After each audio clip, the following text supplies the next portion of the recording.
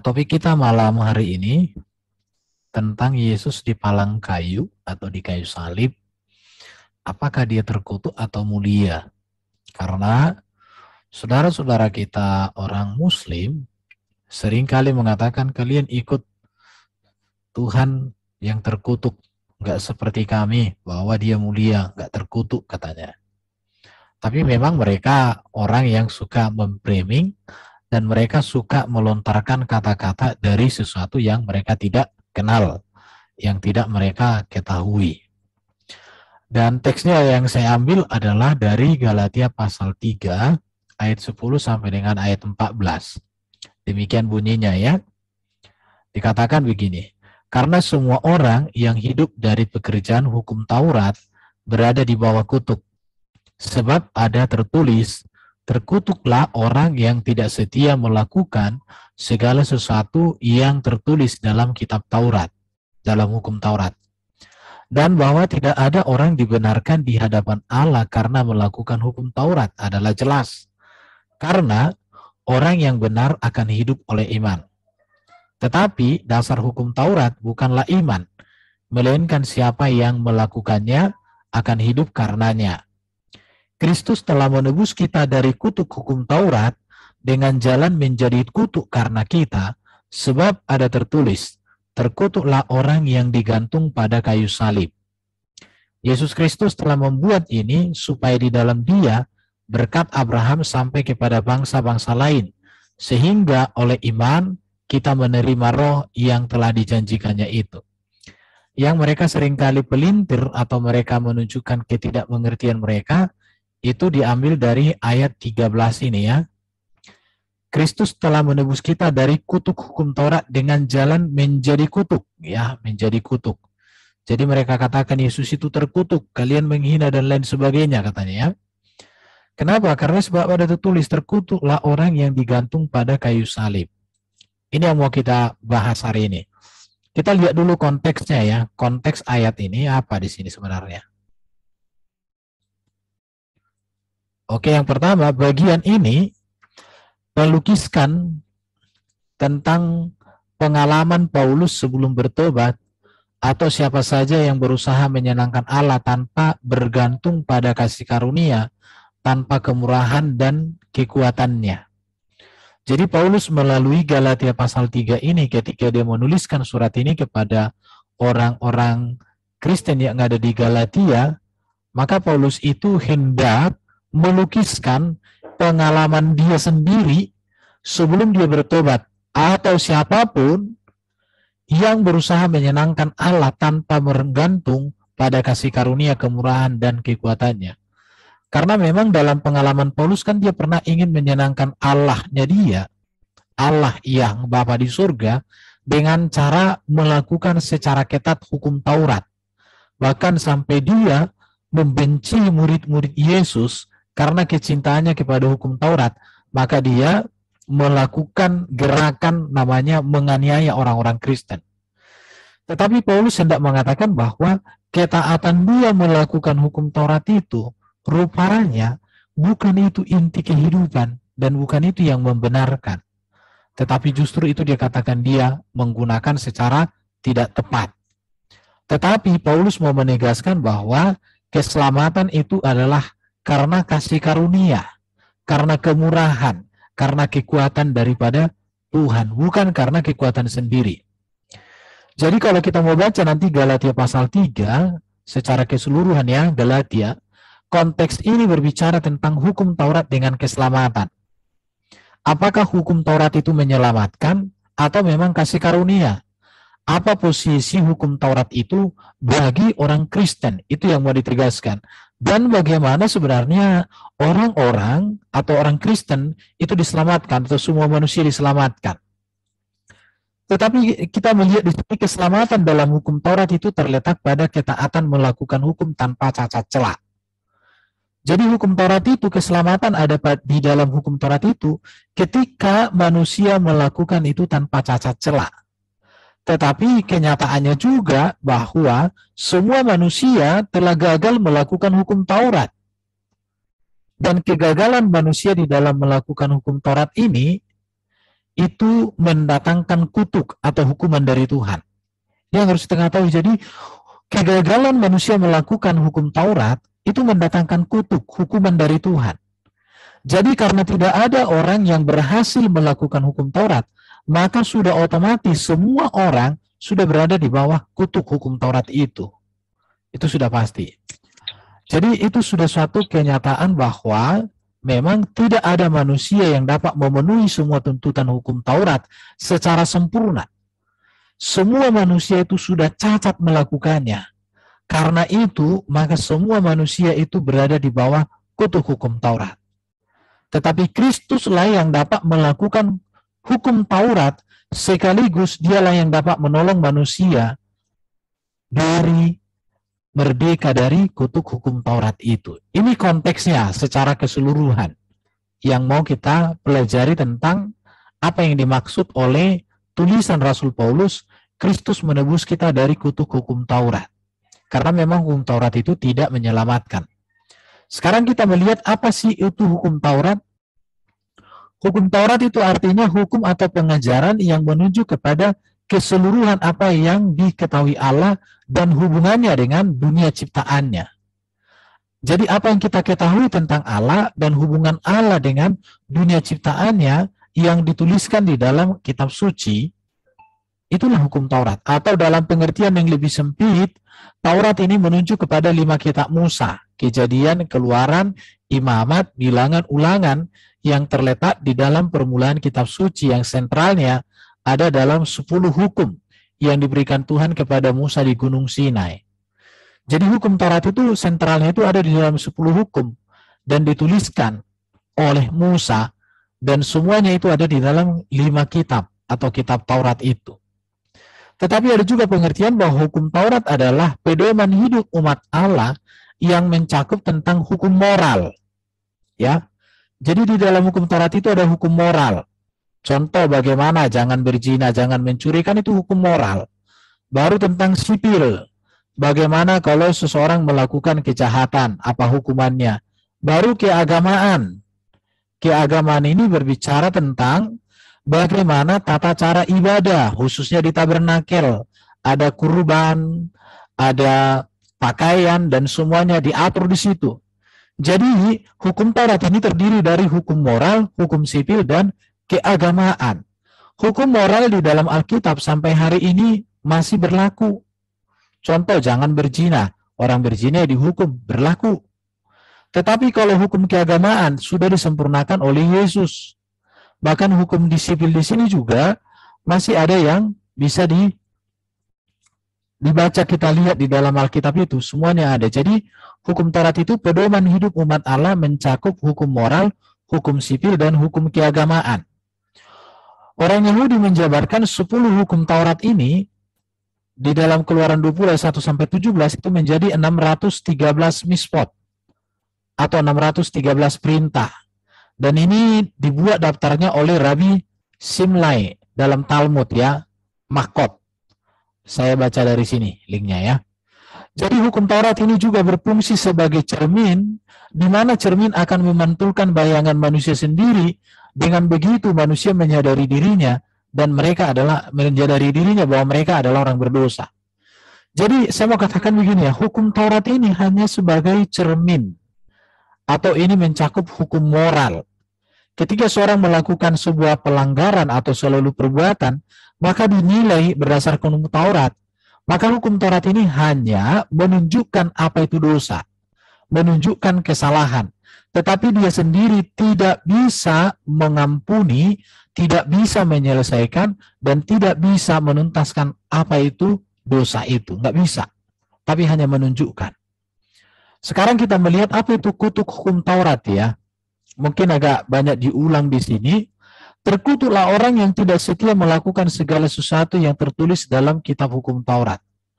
Hukum ini diberikan oleh Allah untuk menunjukkan dosa sebagai pelanggaran atas kehendak Allah dan membangkitkan kesadaran manusia akan perlunya belas kasihan, kasih karunia, dan keselamatan dalam Kristus.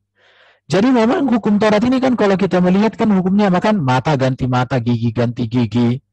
Ibaratnya kalau orang berzina dilakukan begini, orang mencuri dilakukan potong tangan, semuanya. Tetapi ini rupanya tidak bisa menyelesaikan dosa. Maka yang bisa menyelesaikan dosa itu adalah kasih karunia, belas kasihan Tuhan. Dan belas kasihan Tuhan, kasih karunia Tuhan, itulah yang dinyatakan di dalam Yesus Kristus. Itu dia. Jadi walaupun PL itu kudus, baik dan benar, hukum PL tidak memadai karena tidak dapat memberikan hidup rohani dan tidak bisa memberikan kekuatan moral. Makanya hukum Taurat itu tidak bisa memperbaiki moral seseorang karena dia hanya hukum yang tertulis yang hanya menjadi cermin. Tetapi Yesuslah yang bisa membaharui moral. Makanya kalau orang sungguh-sungguh hidup dalam Yesus, moralitasnya itu dibaharui. Tetapi kalau orang hidup di luar Yesus, dia tidak bisa membedakan moralitas yang benar dengan yang salah. Makanya ada orang mengagungkan orang yang tidak punya moral, ya kan? Bagi kita orang Kristen yang tidak punya moral itu, ya saya katakan aja gini ya, kalau dia ada di Indonesia sekarang dengan perilakunya seperti itu, dia masuk penjara, itu sudah nggak punya moral. Itu baru hukum Indonesia, apalagi kalau kita bandingkan dengan ajaran Yesus. Ya, di dalam hukum Taurat tertulis, apabila kita tidak melanggar atau tidak mendengar suara Allah dan tidak melakukan dengan setia segala ketentuan dan ketetapannya, maka akan datanglah kutuk atau hukuman kepada kita. Oleh karena tidak ada seorang pun yang dapat menjalankan segala ketetapan hukum Allah tersebut, maka akibatnya setiap orang ada di dalam bayang-bayang kutuk hukum Taurat. Jadi makanya dikatakan, apa itu kutuk hukum Taurat? Ya orang yang nggak melakukan kena hukum, melakukan ya benar, tetapi hukum itu sendiri tidak bisa memperbaiki kelakuan itu. Di situ, bukan. Karena dia hanya sebagai peraturan atau cermin ya. Jadi setiap orang yang ingin diterima Allah melalui kemampuan melakukan hukum Taurat, maka harus melaksanakan dengan sempurna segala sesuatu yang tertulis dalam hukum Taurat itu. Harus sempurna, titik komanya. Nggak boleh nggak. Kalau tidak dilakukan maka ada hukuman. Tetapi kenyataannya tidak ada seorang pun yang mampu melakukannya dengan sempurna. Maka setiap orang berada di bawah kutuk. Jadi hukum Taurat adalah sebuah kutukan karena tidak seorang pun dapat mengikutinya dengan sempurna. Sekarang kita melihat juga apa sih hubungan hukum Taurat dengan keselamatan. Ini sebenarnya sudah sampaikan tadi, cuma di sini lebih penegasan ya. Hukum Taurat tidak menyelamatkan sebab hukum Taurat tidak dapat mengampuni dosa, melainkan hukum ini yang menunjukkan apa itu dosa seperti cermin. Tadi sudah katakan, yang menunjukkan noda pada wajah supaya dapat dibersihkan.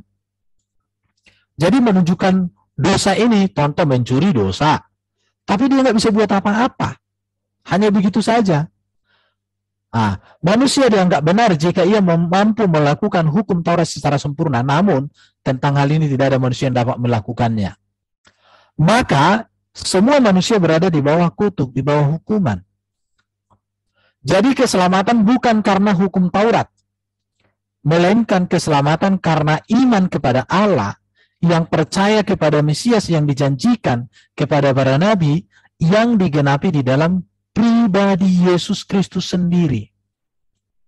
Ini yang perlu dipahami oleh semua orang. Jadi keselamatan itu bukan karena hukum Taurat, tetapi karena iman. Perhatikan ya, hukum Taurat ini kan diberikan di zaman Musa, dituliskan. Tetapi di zaman Abraham, dia sudah beriman, tapi hukum Taurat belum diberikan. Maka keselamatan itu bukan karena hukumnya, tetapi karena iman kepada Allah yang memberikan hukum itu.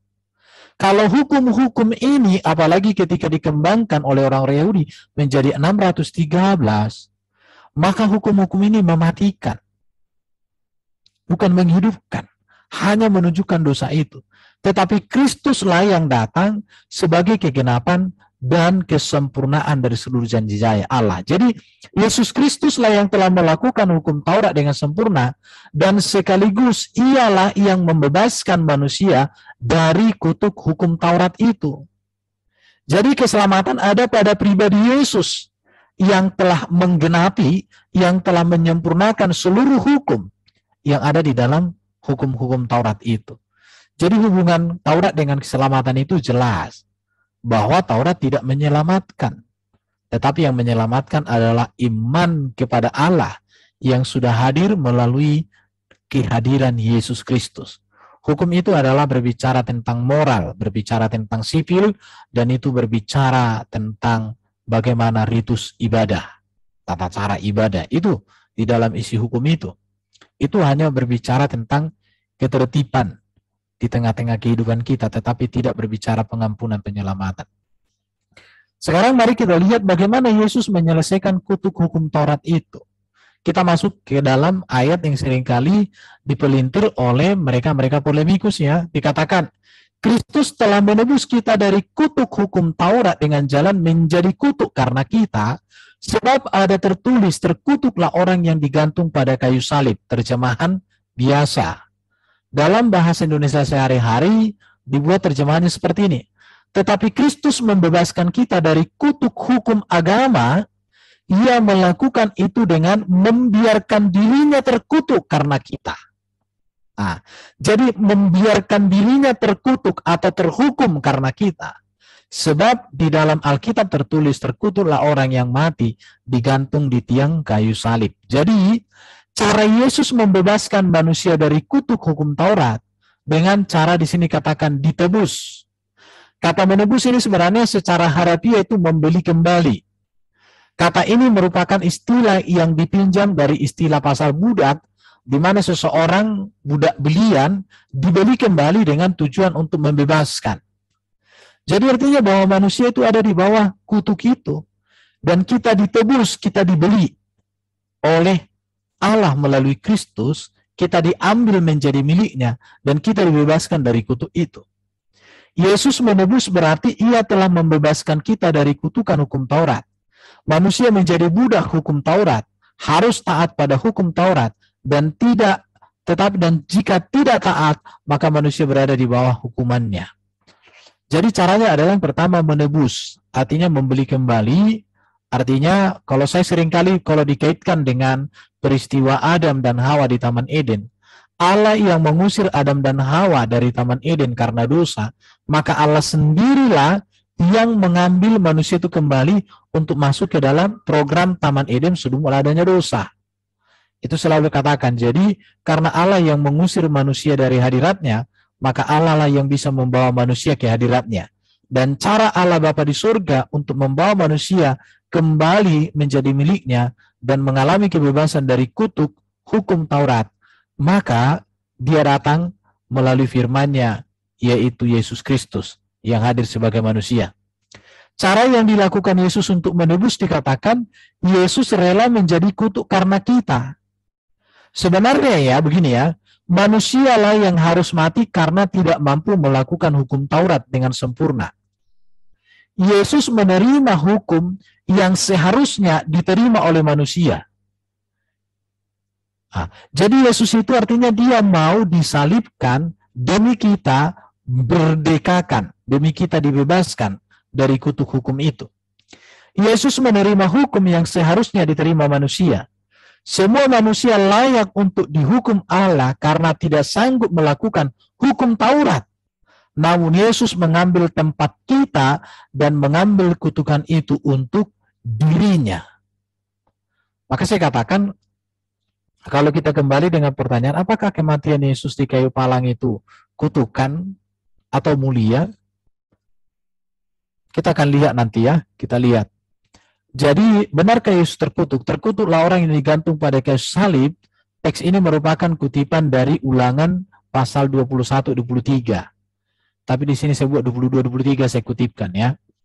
Dikatakan begini, apabila seseorang berbuat dosa yang sepadan dengan hukuman mati, lalu ia dihukum mati, kemudian kau gantung dia pada sebuah tiang, maka janganlah mayatnya dibiarkan semalam-malaman pada tiang itu. Tetapi haruslah engkau menguburkan dia pada hari itu juga. Sebab seorang yang digantung terkutuk oleh Allah, janganlah engkau menajiskan tanah yang diberikan Tuhan Allahmu kepadamu menjadi milik pusakamu. Jadi apabila seorang atau seseorang berbuat dosa yang sepadan dengan hukuman mati, lalu ia dihukum mati, kemudian kau gantung dia pada sebuah tiang. Kenyataannya memang Yesus kan digantung pada tiang salib itu. Tetapi yang harus menjadi pertanyaan adalah, tergantung pada tiang salib ini merupakan suatu bentuk hukuman yang diberikan kepada orang-orang berdosa yang setimpal dengan hukuman mati. Ini harus perhatikan. Dan di dalam konteks PL itu adalah pembunuhan, penculikan, hubungan seks dengan binatang itu dihukum mati, digantung. Perzinahan, ya, perzinahan itu termasuklah kawin dengan istri orang. Udah punya istri, bahkan anak angkat pun istrinya diambil, kira-kira begitu ya. Homoseksualitas, menjadi nabi palsu, ini pelacuran dan pemerkosaan. Pemerkosaan itu artinya mengambil wanita dengan cara yang kasar, ya, diperkosa. Dan biasanya pemerkosaan ini berkaitan dengan perang. Makanya kalau orang suka perang biasanya sangat dekat dengan di sini ya. Pertanyaannya, apakah seperti yang dikatakan oleh polemikus-polemikus itu Yesus terkutuk di kayu salib itu? Saya katakan tidak. Kenapa? Karena Yesus tidak punya perilaku yang layak dihukum untuk disalibkan. Berarti kalau Yesus tidak ada perilaku yang layak untuk dihukum, maka sebenarnya dia mau menanggung kutuk dosa. Tetapi bukan dosanya. Dia mau dihinakan demi kita dimuliakan. Dia mau dikutuk demi kita dibebaskan. Itu intinya. Mari kita lihat. Yesus tidak memiliki kesalahan yang membuat Ilahi dihukum mati, digantung. Tidak ada. Hal ini diutarakan oleh contoh Pilatus ya. Pilatus yang mengadili dia. Dikatakan begini. Aku tidak mendapati kesalahan apapun, dikatakannya, yang kesalahan apapun pada orang ini. Perhatikan ini. Bahkan dikatakan kesalahan-kesalahan yang kamu tuduhkan kepadanya tidak ada kudapati padanya. Jadi Yesus itu mati dengan cara seperti itu bukan karena dia melakukan sebuah kesalahan. Jadi dibuatkan orang bukan karena dikutuk atau terkutuk, tetapi dia mengambil posisi itu demi kita di situ ya. Bahkan Herodes juga ia tidak menemukan ada kesalahan pada Yesus. Bahkan penjahat yang ada di sisi Yesus itu juga mengatakan bahwa orang ini tidak berbuat sesuatu yang salah. Bayangkan ya, penjahat saja mengakui bahwa Yesus tidak ada perbuatan yang salah. Apalagi perbuatan yang layak untuk digantung. Raja Herodes juga tidak. Pilatus sendiri pun yang mengadili tidak. Padahal mereka ini adalah penguasa-penguasa. Jadi Yesus tidak punya perbuatan yang layak untuk digantung. Maka saya katakan pemahaman Yesus terkutuk bukan karena seperti pemahaman Muslim bahwa Yesus itu orang yang terkutuk. Salah besar. Sekarang mari kita melihat ya bagaimana menilai sebuah kematian. Mengapa Yesus mati? Yesus mati untuk menanggung dosa manusia bukan karena ia berdosa. Karena terbukti tadi bahwa Yesus dihukum bukan karena ada kesalahan yang layak untuk dihukum. Tetapi bagaimana dengan Nabi RT 6? Mengapa dia mati? Saya dengar-dengar dia mati diracun oleh seorang wanita. Di mana wanita itu adalah seorang wanita istri orang lain, di mana suaminya dan orang tuanya diselesaikan pada saat perang. Apa yang menyebabkan ia mati? Yesus mati karena ia menyerahkan nyawanya kepada Bapa di surga. Maka Yesus katakan, ke dalam tanganmu kuserahkan nyawaku. Bahkan Yesus mengatakan, dia memiliki hidup, dia berkuasa memberikan dan berkuasa mengambilnya kembali. Tapi bagaimana dengan Nabi RT 6? Dia mati kan katanya kan karena diracun. Ya kan? Dan 3 tahun kemudian dia menderita karena itu. Itu penyebabnya. Kalau Yesus tidak, dia menyerahkannya. Apa dampak kematiannya bagi orang lain? Kematian Yesus di kayu salib itu berdampak bagi seluruh kehidupan manusia, di mana orang-orang percaya, orang semua manusia ditebus, dimerdekakan dari dosa dan maut. Kalau mereka, apa dampak kematiannya? Mati 3 tahun gara-gara dampak dari racun itu, apa dampaknya bagi mereka? Apa dampak kematiannya bagi dirinya sendiri? Ketika Yesus mati, maka kita melihat apa yang terjadi kepada Yesus. Bahwa Yesus sudah melaksanakan tugas yang dikehendaki Bapa itu dengan sempurna. Maka dikatakan Yesus itu berkenan kepada Bapa, dikenan oleh Bapa. Maka Yesus dibangkitkan dan dia dimuliakan naik surga. Bagaimana dengan Nabi RT 6? Apakah bangkit? Dan lain sebagainya. Apa yang dilakukannya pada saat proses kematian itu? Kita melihat ya, sejak Yesus ditangkap sampai mati di salib, Yesus tidak mengucapkan kata-kata yang menghujat manusia atau menentang Bapanya di surga. Bahkan Yesus masih mengucapkan kata-kata yang memberkati. Bapa, ampunilah mereka sebab mereka tidak tahu apa yang mereka perbuat. Jadi kita harus melihat bahwa kematian Kristus itu adalah bukan karena dirinya ada kesalahan, tetapi karena dia melakukan itu demi kita. Tetapi bagaimana dengan Nabi RT 6? Apa yang dilakukannya?